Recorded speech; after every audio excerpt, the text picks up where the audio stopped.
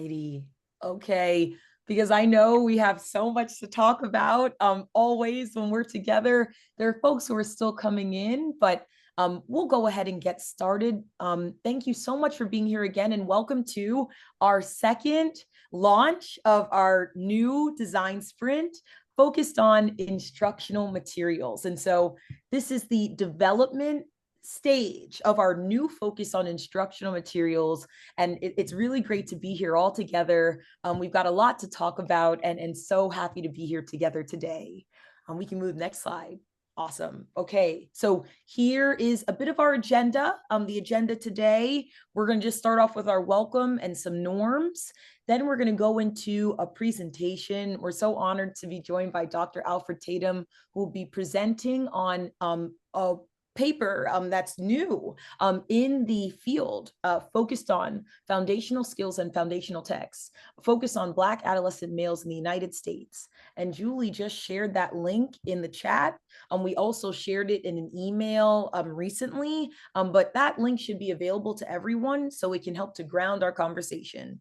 Then we're going to be introducing the new design sprint focused on instructional materials and instructional strategies, and then we'll be going to a close. So we can go to the next slide. Thank you so much. So our norms, just like always, we're asking that this space be a space where we center educators. So we ask any non-educators here to take a listening stance. We ask for no solicitation of materials. And if there are any journalists, reporters here, we ask for no reporting without permission. We'd like everyone to be present. We can turn on closed captioning if needed. We have a Padlet. We'll be taking notes on the back end to support engagement. And we're asking for no AI recording because we're recording the session for you, and we'll post it on the PAL website. And then what works? We inform our work with evidence from the field, including research, teacher experience, and student outcomes. So we're really trying to find what works across the country and use that to center our discussion. Awesome. This is us. Many of you know us already because of our previous sessions and work together, but this is our steering committee, and we're just so glad to be here together because we're educators, folks working in education, school leaders from all over the country. And it's just been wonderful to take the findings from our report and really put community in action and brainstorm around different topics. So here's our steering committee, and we're so happy to be with you today. And then, as always, we always like to center with the problem that we are working on. We see that all over the country, there are many students who are far below grade level in the upper grades. And so we're seeing a lot of renewed attention for elementary school evidence-based instruction and reforms to literacy on the elementary level, but far too often, older striving readers are still left out of the conversation, and particularly in systemically disadvantaged communities. So we're here to really hone in on that problem and elevate what works across the country to support striving older readers.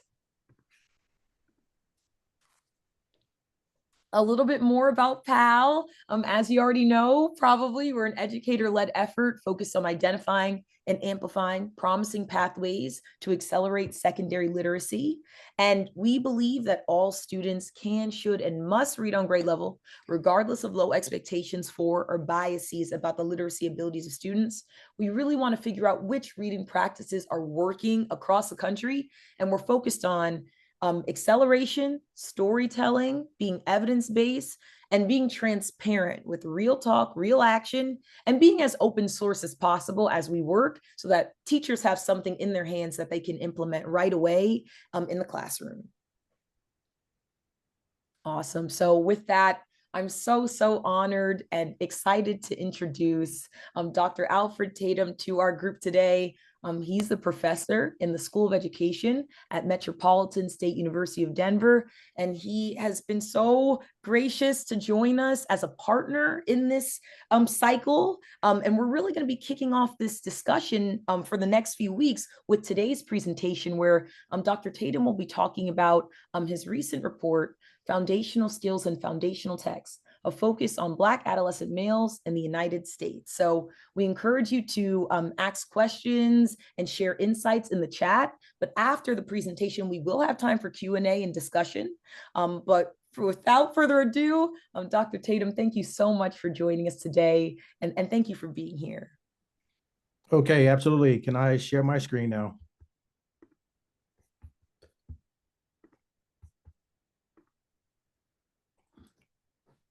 I'm so pleased to be invited by Pal. I may go through this presentation relatively fast to save time for Q&A, but there is a renewed interest in adolescent literacy, which pleases me. And so I'm just going to talk about shattering literacy hierarchies, foundational text for adolescents that draws on my work from working with African-American boys. But I'm going to start with a piece of text to help us conceptualize how I think about this work. Anytime we think about adolescent literacy, I want us to say it's about a lot of less of, I never heard that before, or what's that? I hear that a lot with older students. But it's also about more reading, writing, and thinking across multiple texts, multiple topics, and multiple cultures. So that's the framing of how I think about shattering hierarchies. I pulled a quick paragraph from a piece of text that I was revisiting yesterday, a novel, and I put some things in red that sort of highlights this. And this one paragraph gives teachers a lot of pause because I've heard several say, well, this may be too difficult for my struggling readers just based on what I haven't read. So Money, Mississippi looks exactly like it sounds, named in that persistent Southern tradition of irony and with attendant tradition of nescience. The name becomes slightly sad. I put the word nescience there very intentionally because it simply means a tradition of ignorance or not knowing. And I teach that word to young folks. But there is a tradition of not knowing how to move adolescents to advanced levels of reading, writing, and intellectual development. If we look at the data that was shared prior to my presentation, one of the columns that we often don't focus on is the advanced literacy NAEP column. And those numbers were 4%, 4%, 4% for 8th grade and 6% for 12th grade. So it has become taboo to talk about advanced literacy for adolescents. I want to begin to interrupt and shatter that conceptualization over the next couple of minutes leading into Q&A. There's a book that came out recently that has caught my attention. It's called The Project, How Project 2025 is Reshaping America. I'm not here to talk about the book, but on page 13, it says, this book is a detailed scheme for execution. So ask yourself, do we have a detailed scheme for execution as it relates to adolescent literacy? I would argue that we do not, and we are surrendering the opportunity to move these kids as far and fast as possible. And so I'm going to offer 6 considerations for this detailed scheme for execution, just framing it that would hopefully generate some questions on your end as you think about your own practices. And without that detailed scheme of execution, we continually to have an unnatural hierarchy.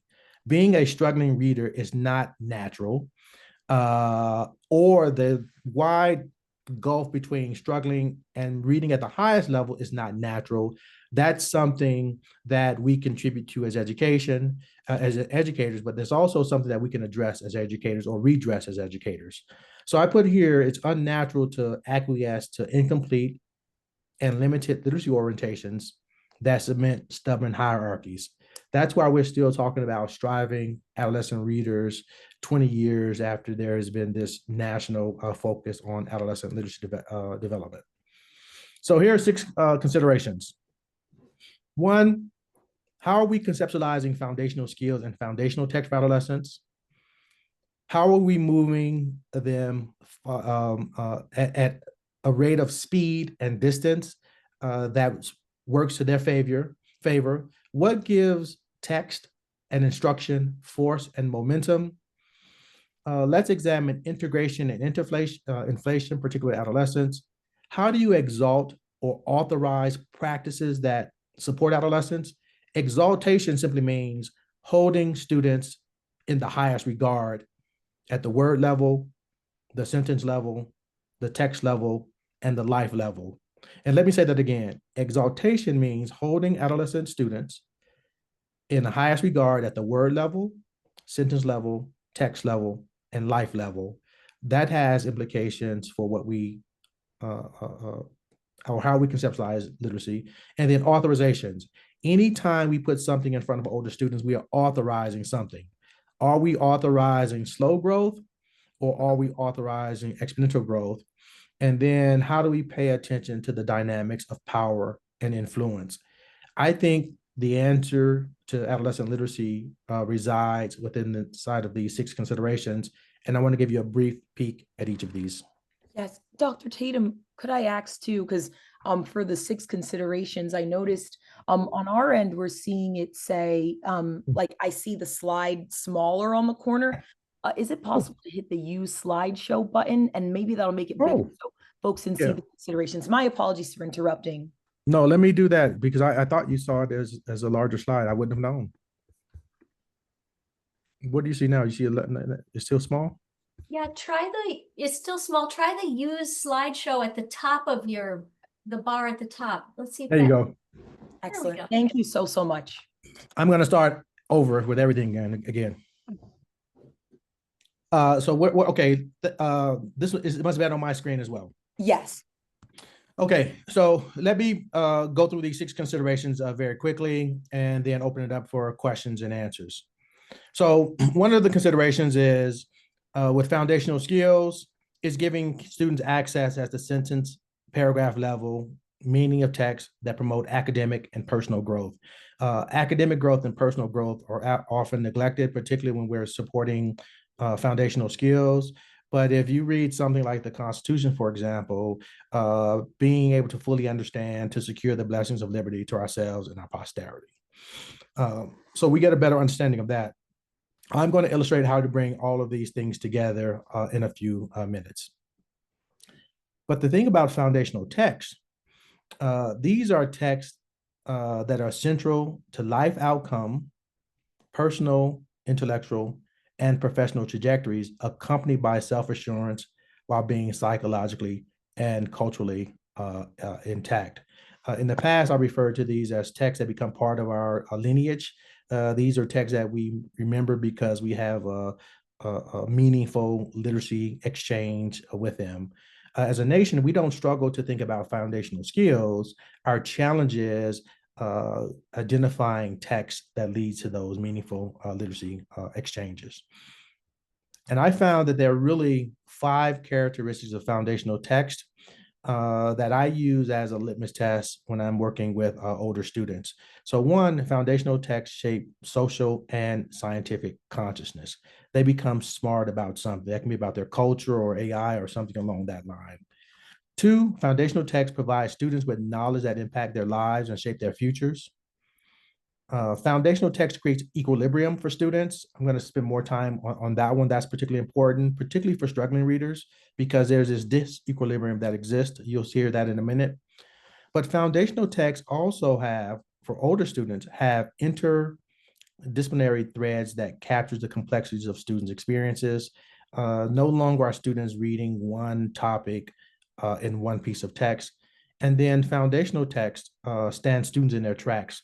So I often ask older students and adults and teachers, have you ever received a bear hug from a text? And oftentimes the answer is no. What are you talking about? That sounds crazy. But there's certain texts that I think about in my own life and experiences that just hugged me, that made me want to read it again or gave me a sense of pause. Sometimes it's biblical text, sometimes it's cultural text, sometimes it's text about an experience that you had. We can't miss the mark on students having those bear hug experiences with text. And that's both fiction and nonfiction. We'll talk about that more as well. And lastly, foundational text leads to interdisciplinary reading and writing. And so how do we take the reading of text to support interdisciplinary reading and writing? And they're transculturated, meaning As a student in the United States, for example, I can be connected to Afro-Caribbean text or Afro-Canadian text or Eastern literary traditions for that. That sort of opens up the expanse to the world when we think about text. And oftentimes these are often overlooked because we begin to say, well, let's just level the text to make it accessible to students. But you can see how much damage is being done by that particular orientation. So all of what I'm talking about is interrupting hierarchies, particularly for students who are at the bottom of the reading well. If you look at this bridge, it's not anchored to anything. It's sort of floating. It's not connected to power or influence or no anchors. And if someone hits that bridge, you begin to have this disequilibrium. Students are all over the place. Struggling readers, whether it's my vocabulary, whether it's my language, whether it's my comprehension, whether it's my knowledge development. And what we're trying to do for older students is how do we create a state of equilibrium? And there are three things that create equilibrium: language and vocabulary. That's why I use the word nescience early on. Texts and disciplines, and knowledge. These three things have to travel concurrently because adolescent students have to maneuver through each of these every time they're reading a piece of text. So let's talk about speed and distance. That's just conceptualization. I also have some data that I've been collecting in Colorado and several other states. And I want you to look at the column in blue because it talks about, based on achievement growth rates, how long would it take to get 70% of the students to read at a proficient level based on the average 3-year growth rate of a state. So in 8th grade, for students with IEPs, for example, if you look at the first column, students on a 3-year average are making 1.78% growth. So that means if 40% were reading at a proficient level, 3 years later, you have 40 plus 1.78, which is 41.78. At that rate, it's going to take 38 years to advance the literacy development of adolescents. But with students with IEPs, at the rate of their growth, it's 438 years. And so if we're missing the mark, we are contributing to this long delay that creates or contributes to this disequilibrium. Here's an example of disequilibrium. This is a teenage boy that I've worked with recently, and this is his writing. And so if someone looks at this, they interpret it in a way that, how in the world can I move this student to do or achieve at different rates? So going back to Percival Everett's text, well, it's all done in past history now, Granny C. So you just relax. Ain't nothing can change what happened. You can't bring that boy back. And I put that in front of you because there's a sense that for kids who struggle, particularly older students, that they will forever remain at the bottom of the reading well. But my research over the past 30 years has been challenging the notion that you can't bring that boy back. And I'm going to unpack that a little bit further. But when you look at that piece of text, I'm going to speed up here now too. If you look at that piece of text that I just shared with you, everyone on this call has a leadership reading brain, and we interpret data and artifacts in a particular way. And I just want to give you a couple of examples of how our leadership reading brain can interpret data that works to the disadvantage of older students. And so how does it read and interpret data and artifacts? I just put a reading artifact in front of you of disequilibrium, but how does your leadership reading brain make curricular and instructional decisions? And how does it interpret research-based evidence, et cetera? Let me give you a clear example of this. One teacher, for example, shared, it will take my boys 100 years to read and write the way you are talking about. I simply said I want kids to read and write and think cross text. But on the right-hand side, you have 130 words. It will not take 100 years to get boys or girls to read 130 words. And I said, what's the problem? She said, well, they don't know how to decode the word immediately, or have not heard the word obscured, or proximity will give them a problem, or detached. I just gave you an example of how I can introduce you to the word nescience very quickly, and you can learn that. But the leadership reading brain led someone to make that particular comment. And this teacher may not be wrong based on the data that I just shared with you, based on what we authorize or fail to authorize with foundational text and foundational skills. So let me make this very practical. A couple of months ago, on was it March? I think it was in May. I was assessing a kid who had for dyslexia. Look at the data. 5th grade, 87 percentile. Reading fluency is at 7 percentile, and phonological processing is at the 4th percentile. Look at the goal from the school in yellow. The goal is to have the kid read 96 correct words per minute with 95% accuracy on the beginning of a 3rd grade probe. Look at this kid, 5th grade, reading comprehension at the 87 percentile. And the other goal is read 80% of 3rd grade sight words correctly with automaticity from a baseline of 75% of 2nd grade sight words. How in the world is this a goal for a 5th grade student who's reading at the 87 percentile? But the reading fluency data, foundational skills, and phonological processing data is used to justify doing less with the student. And so in big bold letters from the IEP, it says goal met. That's not a goal met for that student. That's a goal met for the educators who turn down the volume of what needs to be authorized. So this is what I want the leadership reading brain to do for adolescents.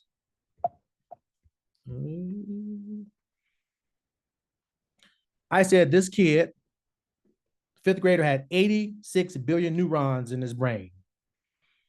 I can get him to read 80% of 3rd grade sight words. And so I said, instead of focus on these minimum goals, I have to teach students to self-regulate decoding and writing with 3, 4, and 5 syllable words. He's already in 5th grade. I'm not going to worry about 3rd grade sight words in a meaningful context without regard to artificial grade levels. I'm going to go through this very quickly. In 15 minutes, remember those were 4-month goals to read at the 3rd grade fluency. In 15 minutes, this is what the boy wrote in front of his parents. Oh, I did this May 5th, 2025. In 15 minutes, because I authorized something very differently. I had him writing about peripatetic, and you see his writing on the left. Let me show you how I taught him how to decode the words. I said, if you could decode the words, recognize the letters A, E, I, O, and U, and count to 2, you can decode most of the words that I put in front of you. So I gave him the example with habitat. And then I had the kid decode these 4 words on his own: bucolic, ferocity, keratosis, peripatetic. Look at his IEP goals at the top. This is an adolescent student with that IEP goal, but look at what the kid did within that 15-minute time period. You see him decoding the word habitat, bucolic, keratosis, and peripatetic is what he's going to write about. I then gave him feedback. I asked him if he wanted me to read those words for him. He said, no, I'm going to try it on my own, Dr. Tatum. I gave him the definitions. Peripatetic is a person who walks around or travels about. And I introduced him to this thing called peripatetic philosophers. But now he's building vocabulary. This is the foundational skill stuff. This was a fluency practice piece. The peripatetic school started in Athens, where teaching took place while walking on the paths around campus. And then he read this second piece for building meaning. I'm nurturing monitoring comprehension. I'm just going to read the last part of this. Steve Jobs had business meetings while walking. He and his blank did their best thinking while walking. This kid said colleagues, and I did this assessment in front of his parents, and they were proud of this kid because it's, oh, I got this dyslexic reader who's struggling with these minimum goals. And then I had them write this in front of their parents. The reason I'm sharing this with you is because everything we do with older students is an authorization. The text, the goals of the text, and the roles of the text are authorizations.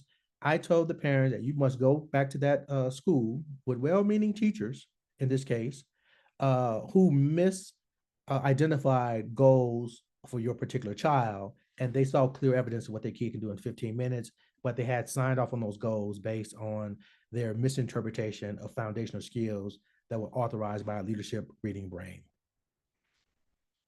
Force and momentum. So you have foundational skills. Then I said, what's next? And then what's next? What gives this hierarchy anchor? So foundational skills, this is neutral. Decoding is decoding. Foundational text and curriculum, that's lower neutrality. This is why you have book bans and take place. And then foundational power and influence, that's even lowest neutrality. So how are you empowering the next generation of students to secure power and influence? But you see the goals have to become much larger as you move forward. Today, I'm only talking about foundational skills and foundational text and curriculum.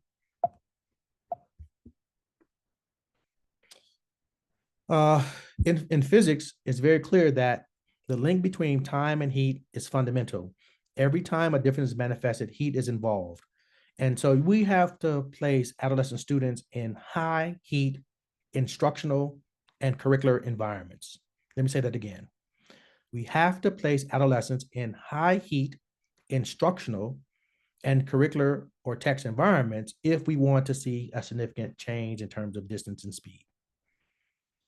A high heat environment, in this case, is students are focusing on multiple texts and multiple topics and disciplines, and there is clear evidence of intertextual and interdisciplinary reading, writing, and thinking. What you just saw with the student from his IEP, he's often put in an environment where there's little evidence of reading, writing, and knowledge development. But in 15 minutes, he was writing about peripatetic and philosophy and that type of stuff. Quick example about an authorization. Here's a struggling reader. This is our 5th hour together. If you look at this adolescent student, he has multiple texts in front of him. The words that were selected for him are on your right-hand side. I showed him how to decode those words similarly to what you just saw in the previous demonstration. I often show this video, but I'm not going to show this video. You can actually hear him.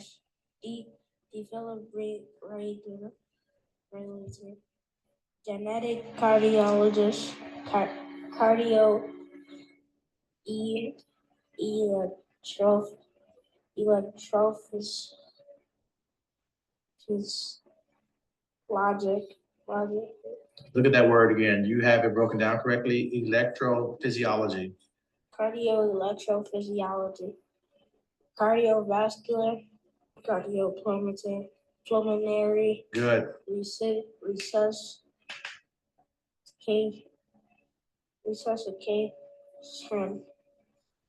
Okay, sometimes the reading is not pretty, but this is only our 5th hour together.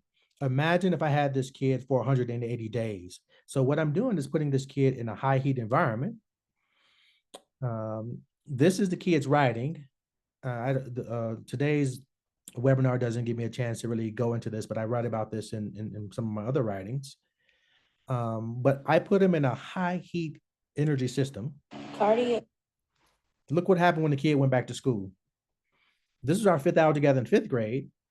When he went to 6th grade, his writing looks like what you have on the left. Mother called me and said, Dr. Tatum, did my kid learn not how to write? The only thing that changed was the kid was placed in a lowly charged, low heat environment without the benefit of powerful text and foundational skill development. Integration and inflation. This is what adolescent literacy looks like. On the far left, we have kids learning language, reading, writing, and disciplines. They're often done in isolation, but as you move toward adolescence or through adolescence, you begin to see text and topics coming together until kids learn this specialized knowledge that goes beyond this whole notion of basic or proficient reading. We're trying to move them along this continuum of inflation so they become advanced readers and writers. That is now taboo for adolescents because of the leadership reading brain that says it's going to be difficult to move these kids at this rate, at this time, etc. I want to give you an example of what this looks like. This is just a newspaper article. And even in this newspaper article, you can see hydrology, psychology, and civics in one article. And so that's what I mean by the integration of topics and text. And if you don't have language and vocabulary, become knowledgeable about the disciplines, and have with a wide range of text and the knowledge, this creates disequilibrium. And we have to find a way to create equilibrium among adolescents. But the way to do that is having them read more interdisciplinary texts and topics and writing in an interdisciplinary way. That's what I had that young boy doing that you just saw reading. Let me skip this part, last piece. And then power and influence. Why are we doing what we're doing? We're not only trying to interrupt the reading hierarchy, but there is a power and influence hierarchy in society that our adolescent students are paying attention to. Going back to the project, there are really 7 areas that these are called the 7 mountains of influence that are being used to control power in all of society, with religion, education, business, arts and entertainment, family, science and medicine, government and military. I've just put some targets there, but how do we make sure that kids can enter these spaces of power and influence in ways that they can protect themselves, protect their communities, and protect those who come after them? You have difficulty in these particular areas if you lack that foundational skill knowledge, or you have limited experiences with foundational texts. So foundational skills, I hope I understand that you're going to be able to give more attention to foundational text and curriculum. This is what slows the momentum. And this is lower neutrality. This is why we have book banning, focus on putting the 10 Commandments in school, English over bilingualism. That's all about foundational text and curriculum, both fiction and nonfiction. And then we very rarely pay attention to foundational power and influence. That's what they're interested in. I even think they're called, what are they called? TikTok influencers or media influencers. I mean, they started doing that stuff early on, but at some point, you have to develop those over the major society aims of power and influence. Power and influence resides in giving kids privileged access to text across the disciplines. And so oftentimes when we're talking about students from certain cultural groups, we say, well, we want to give text that aligns or aligns with their cultural identities. But then I begin to ask, well, what physics texts align with their cultural identity? What chemistry text, what biology text, what engineering text, what humanities text? And so our kids deserve access to all text and all topics. I often say that all text and all topics belong to all adolescents. And if we don't think about that, we begin to steal some of that potential knowledge development or that power differential. And I'm going to end with a couple of marbles and open it up for questions. And so on the left-hand side of this diagram, you see advanced, proficient, and basic. On the right-hand side, you see low knowledge, medium knowledge, and high knowledge. And this black ball represents instruction, text, and assessments. If that ball is too small or does not have the force and the momentum, it's not going to shatter those barriers to reading and writing achievement. And so I often ask the question, does our instruction have the power of moving forward? And I actually simulated this game with a set of marbles in my home. And what I found out was, going to Newton's law, second law, if an object has more inertia than another, more force is required. So I began to say, well, how do we give our instruction more force and more power to turn up the heat? So this time I used an 8-ball instead of a marble. And when I started hitting these smaller barriers, I started seeing greater progress. So this is symbolic of how we think about instruction and text. Does it have the power and the momentum to move kids along these particular continuums? And then I began to say, well, what if I have multiple or 8 balls against barriers? And so this is bringing more text and more topic and turning up the volume of what students are reading and writing, because now I'm trying to not only move kids toward advanced levels of reading and writing, which should be our national conversation, advanced levels of reading and writing, and high levels of power and influence. And so that requires a greater amount of pressure. Foundational skills in and of itself is like that small marble. Foundational skills with multiple foundational texts is like this 8-ball. But then how do you think about multiple 8 balls to move the continuum? So I can represent this with the types of text that I select. And what happened, I started moving students at greater rates and greater pace, particularly adolescent students, toward proficient and advanced reading and writing. And it changed the literary equations and dynamics. So I'm going to end here. Here are 5 hierarchical shifting mandates for adolescents.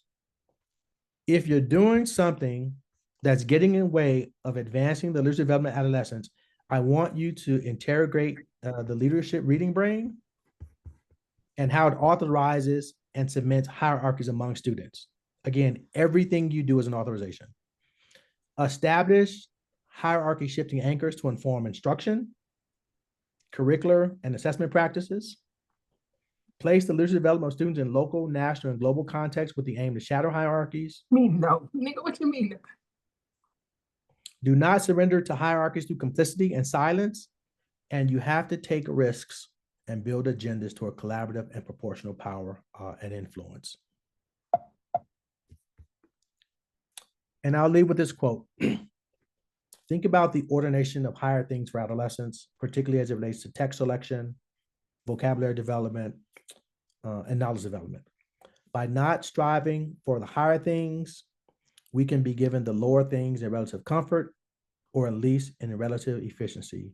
We have become a nation in search of relative efficiency with small upticks of growth. That's something that just tears at me constantly. And lastly, I often say, when you think about adolescent leadership development, it's not just about their leadership development, it's about their lives. And part of what helps us conceptualize that is the leadership reading brain that should work to serve and bring equilibrium to adolescents as compared to contributing to the ongoing disequilibrium. With that, I'll open up for questions or comments.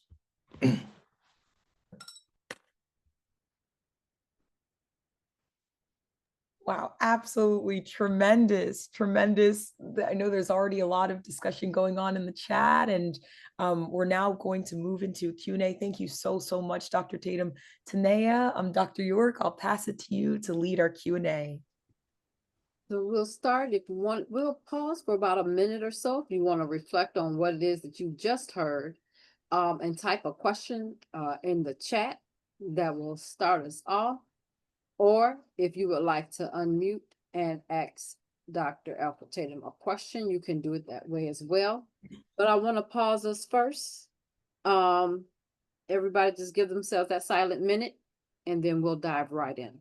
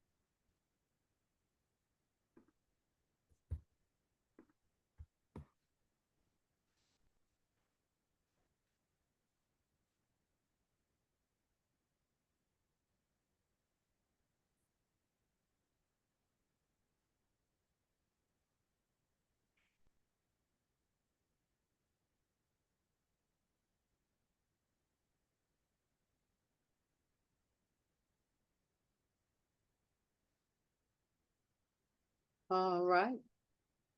Let's get started. We do have a question in the chat, specific to the baby that you showed us who had the 80%, 87th percentile in comprehension. And Sandy is asking if that comprehension for that baby was measured with or without pre-established accommodations, or like text to speech. No, there were no accommodations for that. It was just what the kid got based on the what assessment did he use? I'm trying to think of the assessment. It'll come back to me through this, but there wasn't. It was in a setting without accommodations. Cindy asks, what assessments are best for reading comprehension? I don't think they're best assessments. What makes any norm reference assessment may serve purposes, but and I'm not sure if you're asking from a teacher perspective or a district leader or principal perspective, but in a classroom perspective, it's really the ongoing assessments. When I looked at that kid's writing, how do we closely examine the artifacts that aligns with whatever reading measures that we have in place?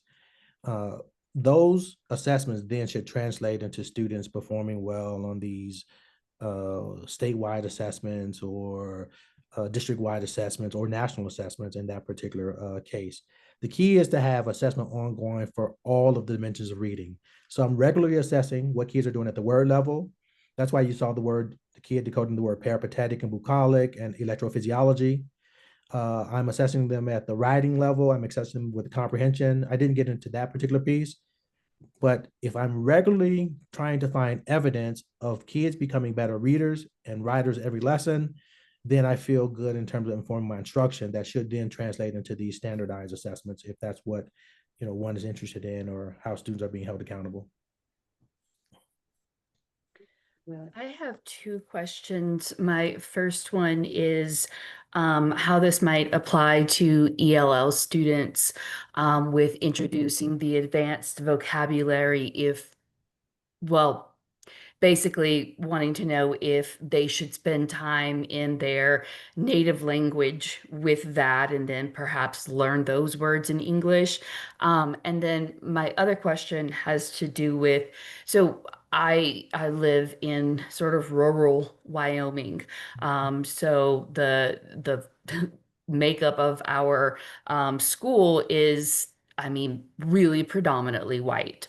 And one situation that we had was part of the curriculum was to read the gosh, I'm sorry, the play in the 60s, African American characters. I can't think of it right now, but Lesson. I'm sorry, A Raisin in the Sun. Raisin in the Sun. Yes. And we were like unsure about like how to approach something like that when it was, obviously like Black characters speaking, and it was the concept would have been like pretty foreign to our students.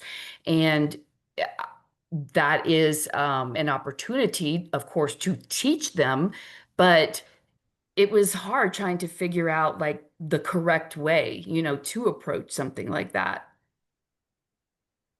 You asked two questions. One was about ELL. Oftentimes when I talk about this, I talk about translanguaging. And I talked about this thing, transculturated text, how you bring something from other languages to move forward. But if I'm working with ELL students, I'm also thinking about idiomatic expressions, all of the other maneuvers. So you got a language maneuver, you got a vocabulary maneuver, and you have a comprehension maneuver. And you have to become very explicit teaching those particular maneuvers. You can do it with text in their language or text outside their language. The other thing about working with ELL students, you're opening up three doors. You're opening up the language door. So what do you need to do foundation with language? You're opening up the reading door to give them access to content, knowledge, vocabulary. The same thing happens, but you're also opening up the writing door. And the thing that we ignore the most with MLLs is the writing door.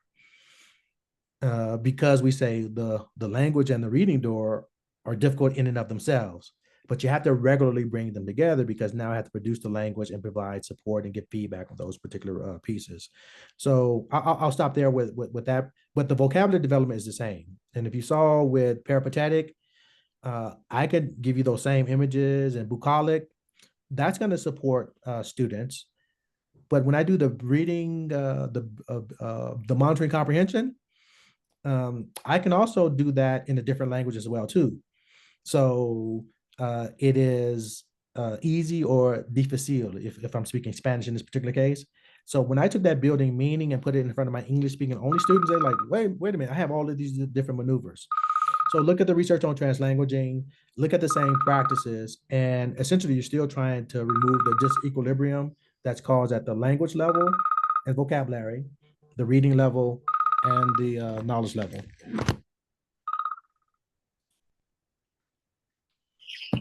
For that, we have a couple questions. Oh, I didn't answer the other. Well, I'll stop there unless you want me to answer the other part too. It's up to you. About how you would teach the Raising in the Sun. Yeah, raising the sun is all universal themes. You can make it a black text through black characters, but it's really about dreams deferred and aspirations and conflict of goals.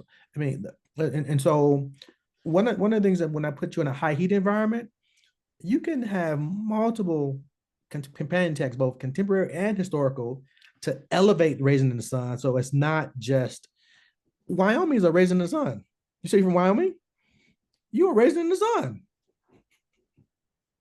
So how is Wyoming a Raising in the Sun? That's the question. You have the same characters in Wyoming. So it's figuring what that anchor is initially, and then giving kids an opportunity to write about that particular text through any of their identities. So it can be through their gender identity, their cultural identity, their community identity, their national identity, and their international identity. We all have the same identities. It's just how it plays out across different texts. Thank you for that. I'm going to write a short story. Wyoming's a Raising in the Sun.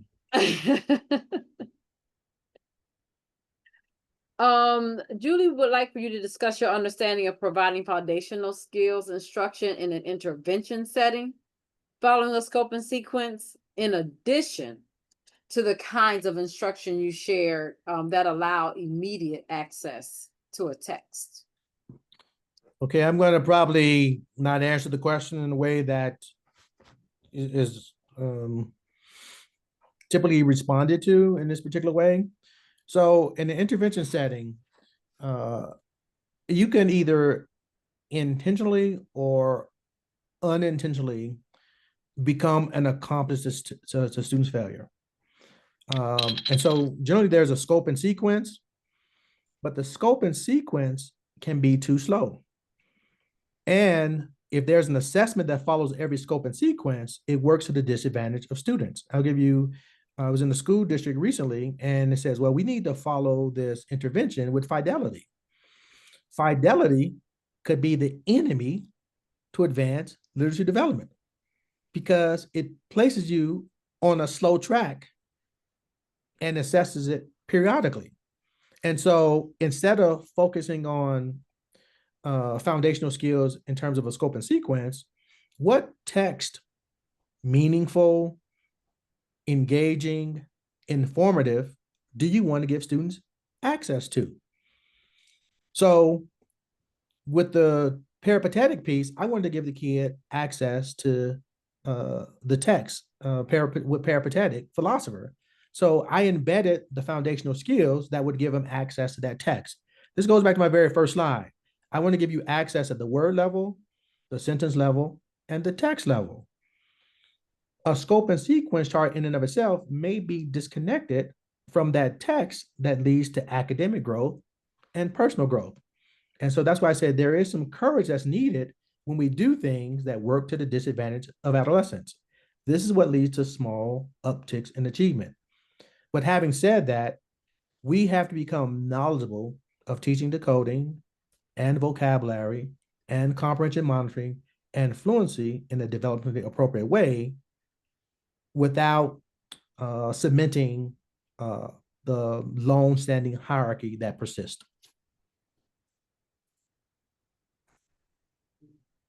Do we have time for a couple more, Christina? I'm not really checking time. Oh, totally okay. Absolutely. Is it useful to discuss the notion of power and influence with adolescents to motivate their desire?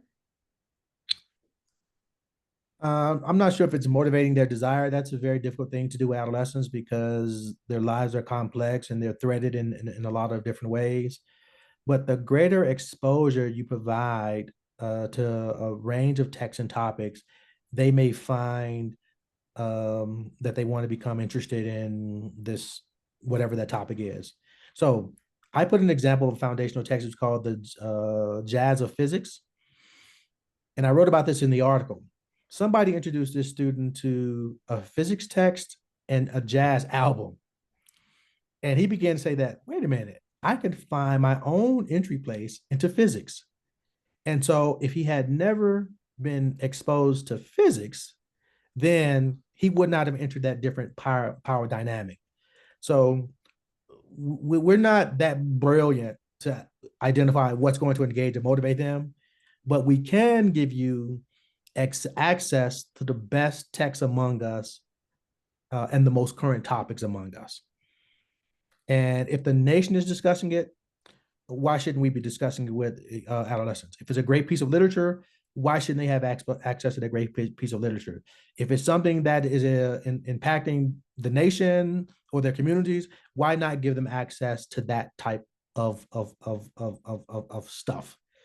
And so we're always on the lookout for the best teaching and the best topics and the best texts among us, and give that to our young people and teach foundational skills to give them access to it.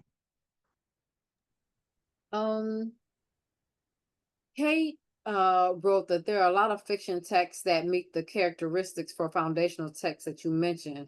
They get some pushback from school boards and legislatures, so it can be hard to choose neutral fiction texts. Do you see any correlation between either fiction or nonfiction foundational texts moving students forward? What was the second? Do I see a relationship between the two? Any correlation between Oh, absolutely. or nonfiction?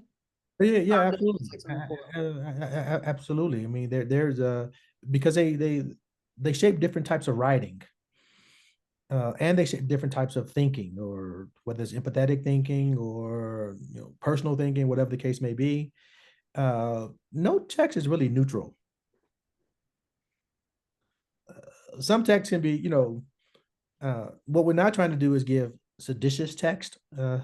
So seditious text where you go in and like, I want you to bomb the government.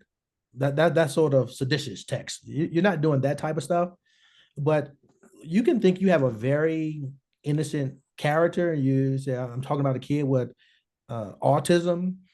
That could stir a kid in ways that you didn't even anticipate.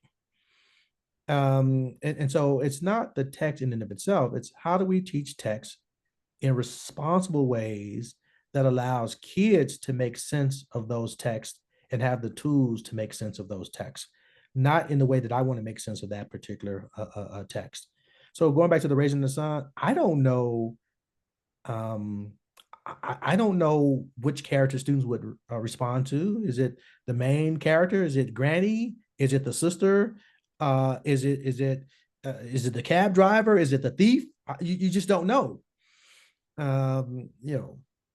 Or the power dynamics. But if you give them an opportunity to write about those from a interdisciplinary perspective, how stuff is informed by geography or language or culture or time, now a kid has I have to think about all of those different dynamics in writing a particular piece. So, and the most innocent text, what we think it can be the most innocent text can be the most explosive.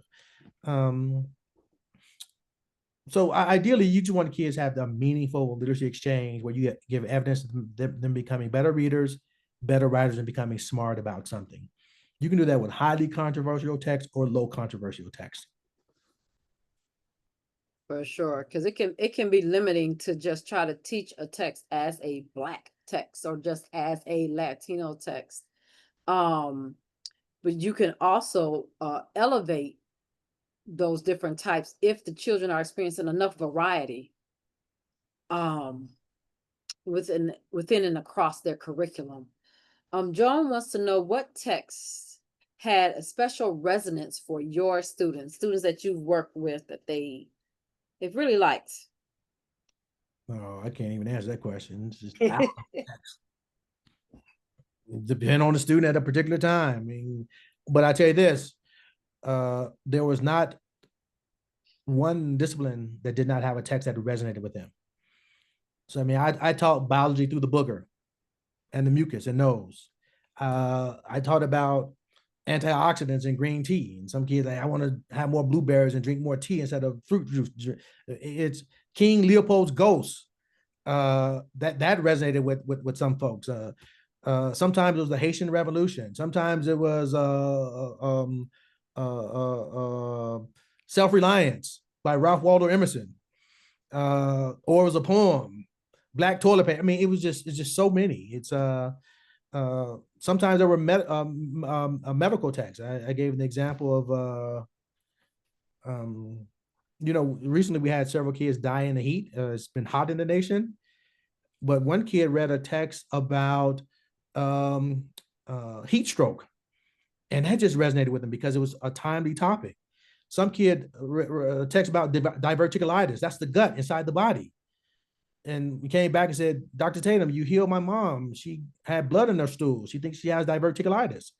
I said, man, I ain't teach you to become a doctor. You better take your mom to get another opinion. But again, you can see that all text and all topics has the potential to resonate with students. So we can't think about that way. We think about the characteristics of the text, going back to social and scientific consciousness, text to give a bear hug to, text that has an interdisciplinary thread to teach you about the complexity of who you are. That's why those categories are foundational text. It's not the topics, it's those characteristics of what makes a text foundational. You see how I got excited? I can just go on and on and on and on about this stuff. Sometimes it's an equation that got them excited, a math equation. We don't think about math equation as text. So it's wide and far. We have another question around how you would, if you could walk us through the initial conversation you have with a student coming to you for support after years of low heat and little progress. Are they coming to talk to me, or are they becoming my student? They're your student, and you're saying, and this is how you approach them. No, I put powerful, what I consider to be powerful text in front of students as part of the level of engagement. I don't give a lot of pep talks or you can do this, you can do this, you can do this. If you think about what I did here today, I started with a piece of text. Oftentimes I'm starting with 2 pieces of text and letting those students what they're going to do with those texts by the end of this, what they're doing. So today you're going to become smart about X. Then I put those 2 texts on them. Then we write about those texts and we share those texts. And so the high heat starts the moment they sit down. It's not a lot of, and this is particularly important for adolescents, it's not a lot of pep talk. It's you have to secure the moment when they first arrive. And so being prepared for them is absolutely important. So if it was a Raisin in the Sun, in one of my other books, I said I start with text starters. I know where to start a particular text. And so I may approach them with text starters to frame the rest of the reading and gives it purpose. But I'm hitting you upside your head with text the moment we sit down. The heat begins.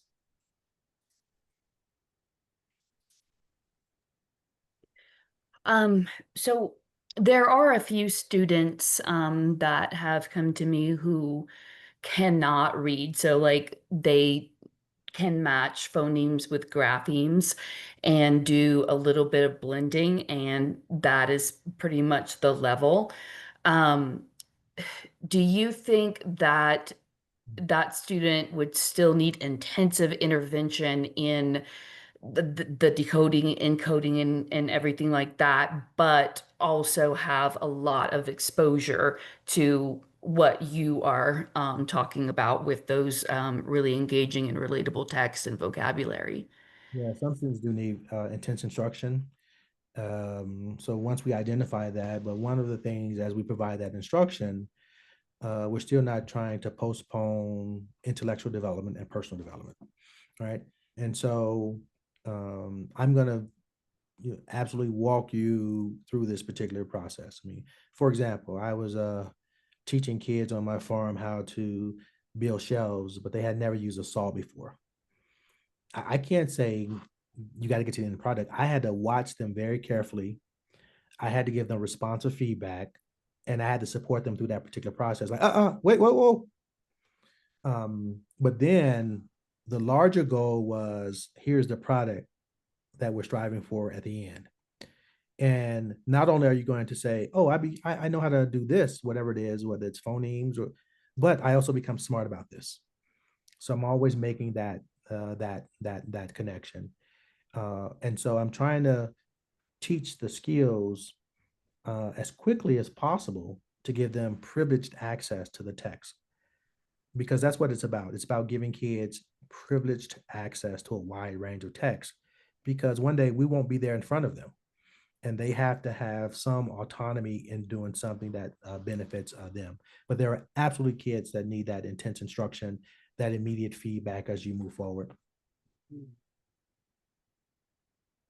We'll end with this final question here around, how do I best use my time each day in my reading intervention classes with high school students who are coming to me not being able to read multisyllabic words and are non-fluent readers?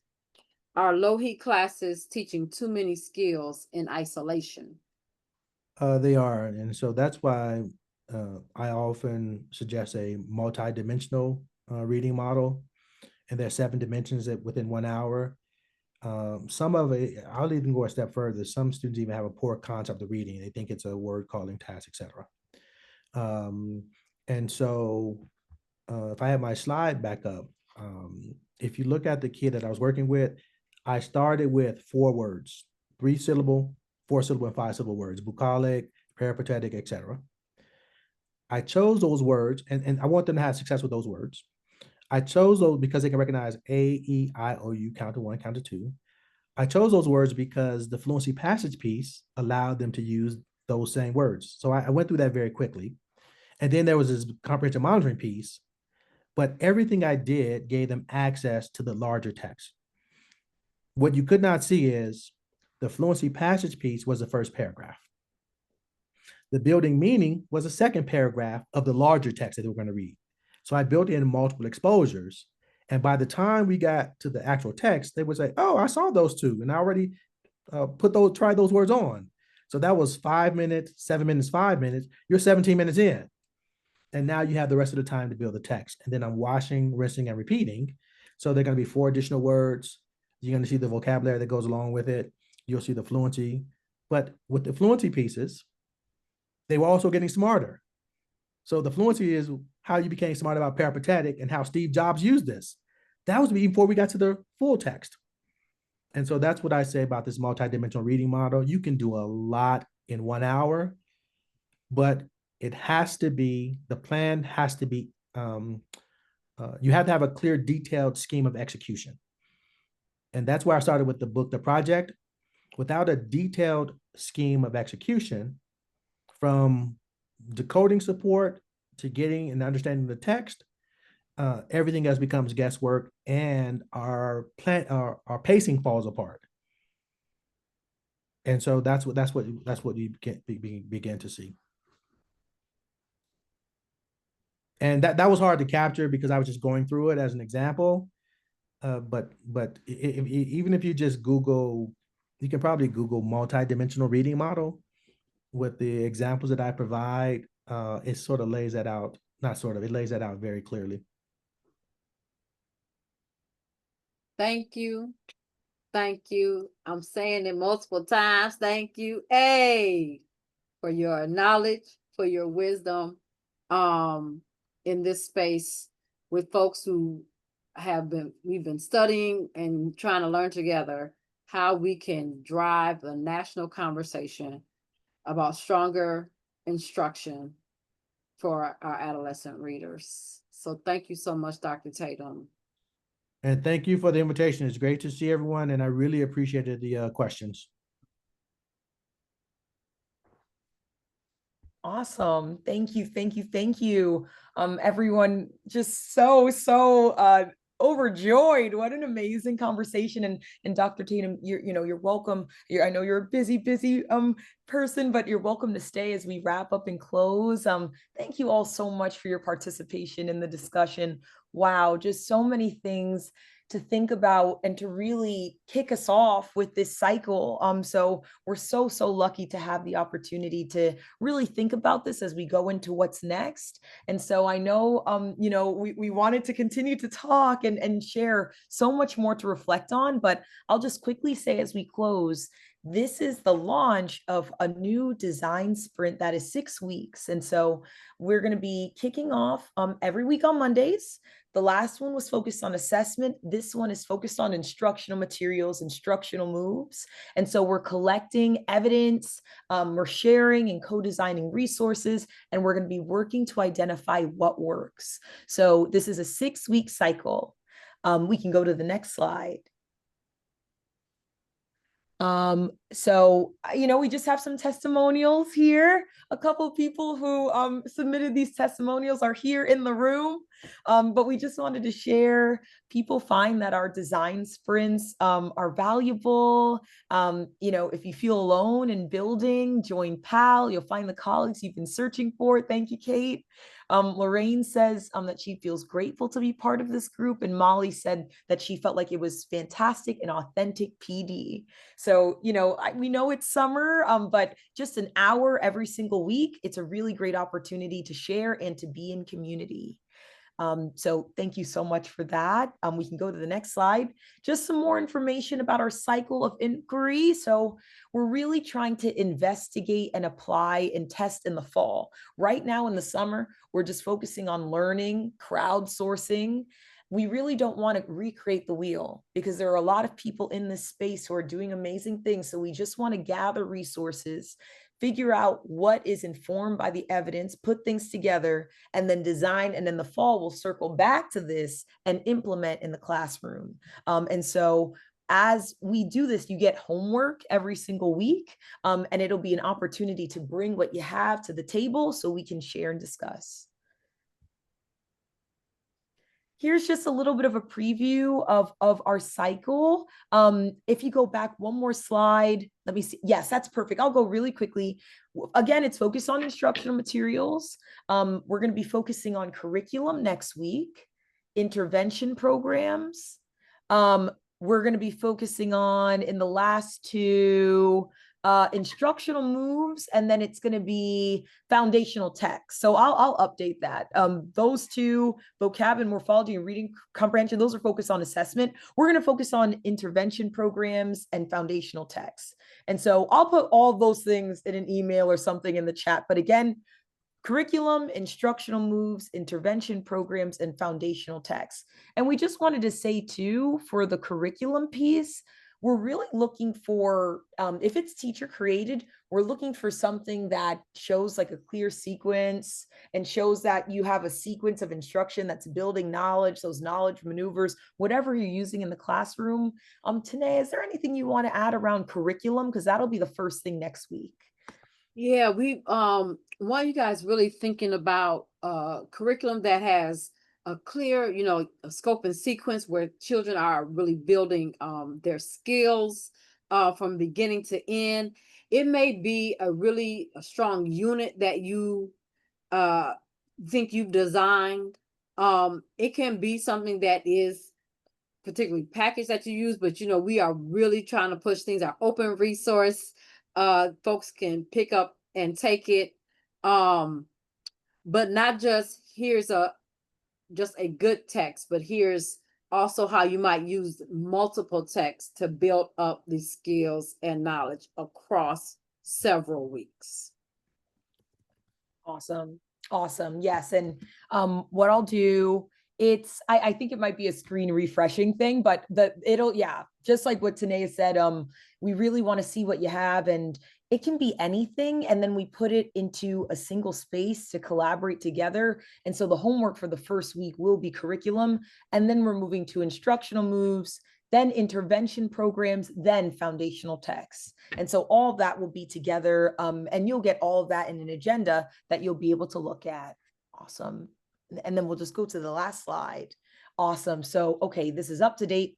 We're asking everybody to join our design sprint. We should have a sign up that we'll add in the chat before you go. And that'll be a link that will allow you to sign up for the session. And so it'll be Mondays. So thank you so much, Claudia. That'll be every single Monday. And we're asking you next week to bring with you, just like Tanae said, a focus on curriculum. Think tier 1 or intervention, if that's a space you're in, that's fine. But we're thinking tier 1 units, instructional units, things like that. And then we're going to continue on our path to share and discuss. And please make sure you're on our mailing list. If you're here, you're probably on our mailing list. We want to make sure you're up to date. As always, we're always looking for case studies and testimonials. If you have any videos of what's working with you while you're working with struggling or striving adolescent readers, you can share it with us and we'll post it to our Padlet, which we keep pretty internal for our team. We just ask that you don't share any PII, personally identifiable information for the student. But we do have a couple of videos up already where teachers are sharing what they're doing in the classroom. And that's a great resource that we're building for folks. And then lastly, we just invite you to keep in touch with us. We're on the Seek Common Ground website. We also are on, different publications and articles, and the reach is really growing. And so we thank you so much for being here. And we hope that you'll sign up to join us for this cycle. And thank you so much for being here with us today. And thank you so much again, Dr. Tatum, for really grounding our conversation. It's just been a tremendous discussion. So thank you all.